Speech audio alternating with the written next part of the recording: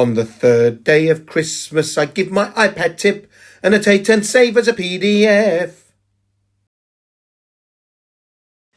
In today's tip, we're going to look at how you can screenshot your website that you've chosen and then annotate it and then save it as a PDF.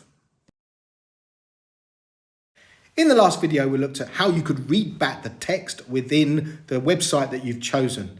In this one, we're going to take a screenshot of the PDF. So you either press the off button and the home button at the same time, or on the newer iPads, you press the off button and the volume button at the same time.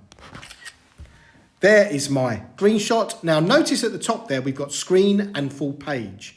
If we click on full page, this will turn it into a PDF format. So you can look on the right hand side here, we can scroll down and see the PDF. I can now ask the students to annotate this document. So let's go into the tool, the pen tool, and I want to ring this first paragraph here. Actually, that's not the paragraph that I want. I want to move that. So I can choose the select tool. Let's just ring that like so. And now I can move that. Actually, this is the paragraph that I wanted to ring.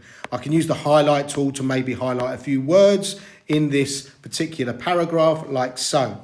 I've also got a ruler tool here, and I've got some other tools here that you can actually potentially use to annotate this particular document. Once the document is annotated, you can press the Done button. This is going to ask you where you want to save this. We're going to save it to our files like so.